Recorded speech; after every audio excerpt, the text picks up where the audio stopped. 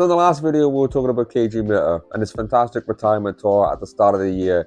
And this week, we got another retirement, but a retirement in Deathmatch Wrestling. Not a full retirement, just from Deathmatch Wrestling. This week, it was the Deathmatch Prince, Drew Parker, having his final match against the legend that is John Wayne Murdoch at GCWs Holy Smokes at the Showboat in Atlantic City.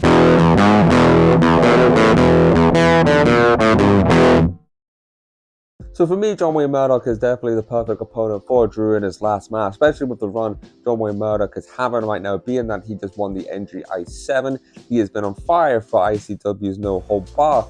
And the guy's just a legend for the boys in general. I saw him in Liverpool last year, and I remember just in one of the Fatal 4-Way matches how he went around pretty much everyone in the match and just went over for them in certain spots. He was selling for all the boys. It was in that match was Big F and Joe, Jimmy Lloyd and Clinton Bargera, and he went around each wrestler just taking horrific spot after horrific spot, but just making all the boys look fantastic.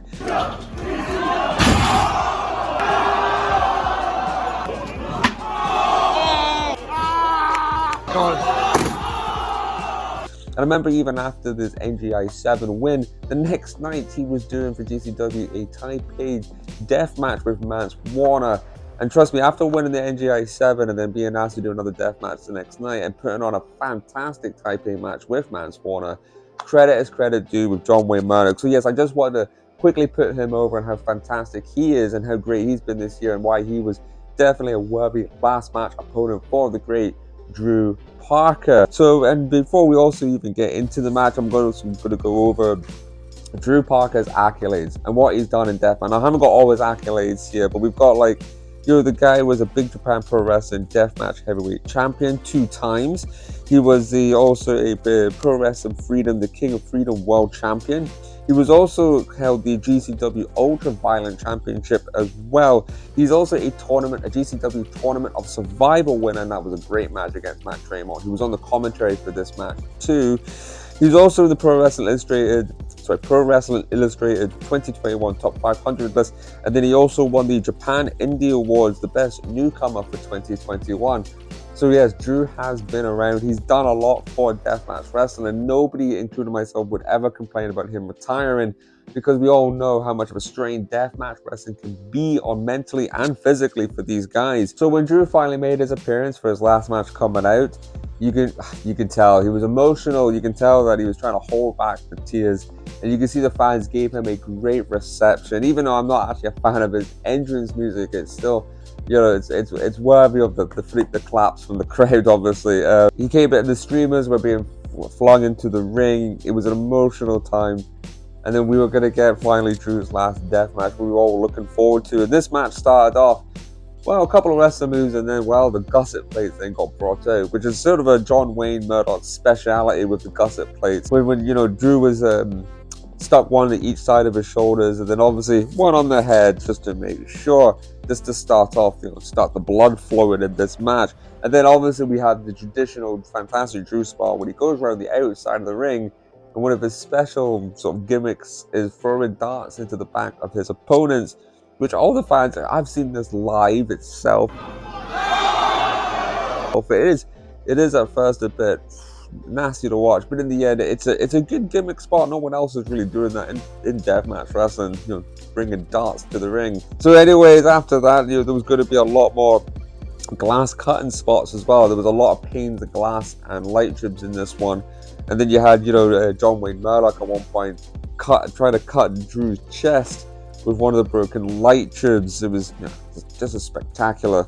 And then we had Death Valley drivers through panes of glass. We had Drew taking a pile driver through a pane of glass as well from John Wayne Murdoch, and just the glass exploded everywhere. There was a ladder in this match as well, sitting in the corner. They just tried to try and make this as spectacular as they can look, and obviously it was. One of the spots that happened is one of the things that John Wayne Murdoch does that I think is very good. I quite enjoy. It's Canadian Destroyer, well, the Deep South Destroyer. He did one through a door, so it was that didn't actually break, but it still looked fantastic. And then he did another one through a pane of glass as well, from the top into the ring. Drew Parker has one of the most beautiful sentons in the game, and we got 2 sentons out of this. One to the outside with John Wayne Murdoch underneath a pane of glass. And he went through that, and then he did another swanton, another beautiful swanton from the outside into the ring when John Wayne Murdoch was holding on to a couple of bundles, I think, in the middle of the ring.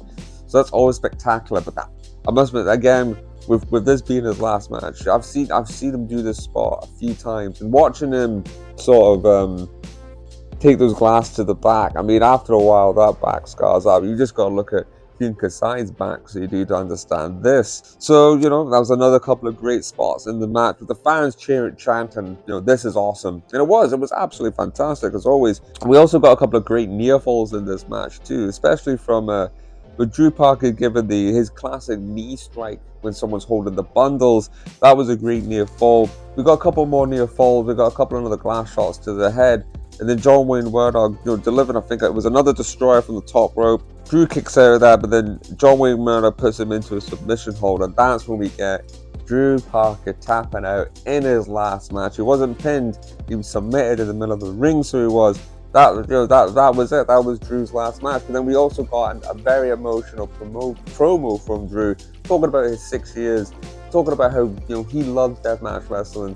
Deathmatch wrestling loves him. But as much as you love something, sometimes you just have to stop and go apart from it. And he said thank you to the crowd. The crowd were chanting thank you, Drew. And, you know, I have to say the same thing. I'm just going to say thank you, Drew.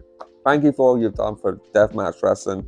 I got the pleasure of seeing you live taking on Alex Colon in a fantastic match in Liverpool last year, which I'm sure I'll show some couple clips of.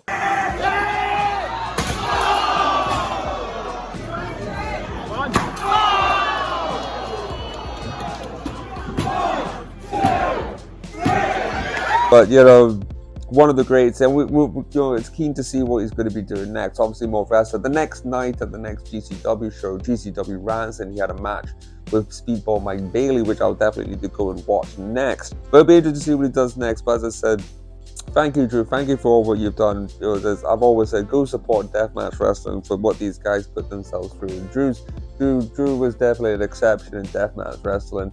One of the things I always noticed about Drew in his wrestling matches is his attire. You get a lot of guys in GCW, in deathmatch wrestling who will wear sort of heavy tops or wear heavy shorts or trousers. You know, they'll be taped up a lot, obviously, to protect themselves and certain body parts. You don't want to sever arteries or anything like that. Drew always came out, though, in just shorts and his kick pads.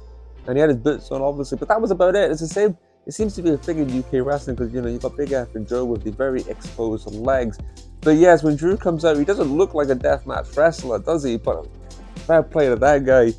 Definitely giving us our money's worth indeed. So to the Welshman, to the man from Japan who lived there, thank you, Drew. And I will come back to you again, hopefully with more content and more videos from Japanese wrestling, independent wrestling, deathmatch wrestling. Thank you again for checking out the video. And one more time, let's thank Drew Parker, his last deathmatch.